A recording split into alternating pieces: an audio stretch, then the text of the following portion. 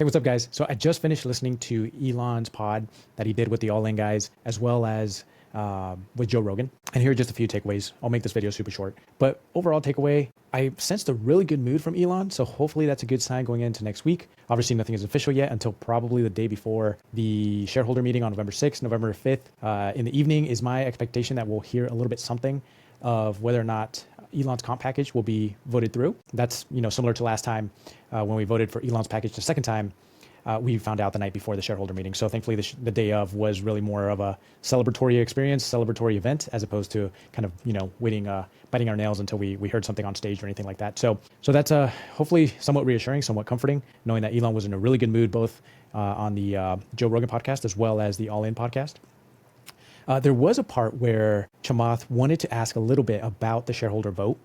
And Elon, I don't know if he was just kind of trying to divert the question and really not kind of poke around too much with it, but he sort of diverted over to kind of just, his normal ISS and Glass Lewis kind of being corporate terrorists, so to speak. So we unfortunately didn't really get a lot of color around that, which was kind of a bummer. But like I said, right now I'm kind of getting the sense that he's feeling really confident going into next week, going into November 5th at night, call it, when hopefully by then the Vanguards of the world, maybe not State Street, but the Black Rocks of the world will hopefully by then submit their proxy votes and kind of solidify Elon's compensation package. And the last thing I'll say is hopefully this is kind of the nail in the coffin here. Jason in the All In podcast asked about putting a steering wheel in the Cybercab. So basically Jason told him, hey, if you guys slap a steering wheel into the Cybercab, I will buy one like in a heartbeat. And right off the bat, Elon kind of just said, no, we're not putting a steering wheel in the Cybercab. So basically putting a lot of cold water on Farzad's take that Tesla is sort of compelled to sell a Cybercab with steering wheel and pedals. So the fact that they've been driving them around, I'm kind of curious now if it's more trying to test FSD potentially, or kind of the new placement of the cameras, as opposed to actually wanting to develop and mass manufacture a Cybercab that is steering wheel and pedals. So curious about that. But anyway, that was my overall take. Super delighted to hear Elon just giggling, laughing, in a really good mood.